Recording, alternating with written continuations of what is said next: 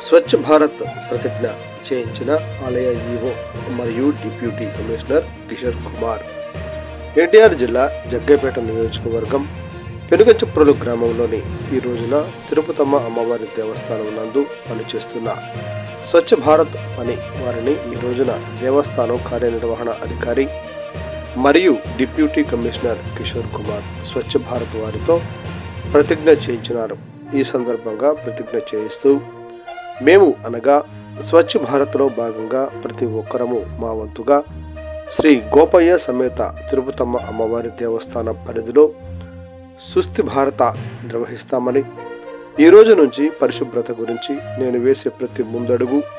ఆంధ్రప్రదేశ్ రాష్ట్రానికి శుభ్ర పర్వతంలో సహాయం చేస్తానని నమ్ముతూ, ఈ రోజు నుండి నేను నా తోటి వారికి కూడా స్వచ్ఛ భారత్ కొరకు తడి చెత్త, పొడి చెత్త వేరు చేయడంపై అవగాహన కల్పించడం ప్రయత్నిస్తానని, నా వంతు కృషి చేస్తానని ప్రతిజ్ఞ చేస్తున్నాను. ఈ కార్యక్రమంలో దేవస్థానం EE Rama, superintendent Srinivasarao, sanitation Jangam Prasad, Sai, ఆలయ అర్చకులు మరియు మరిపోయిన గోపి, ఉమాపతి, అరవిందు, నవీను, గరికపాటి శ్రీనివాసరావు మరియు ఆలయ సిబ్బంది, స్వచ్ఛ భారత్కు సంబంధించిన సిబ్బంది, దేవస్థాన సిబ్బంది పలువురు పాల్గొన్నారు. శ్రీ తిరుపతమ్మవారి దేవస్థానం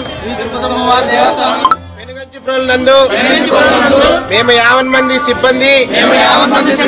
పరిసరాల శుభ్రత కొరకు ప్రతిరోజు కొంత సమయం కేటాయిస్తామని మా వంతు కృషిగా స్వచ్ఛతా కార్యక్రమాల కొరకు శ్రమదానం చేసి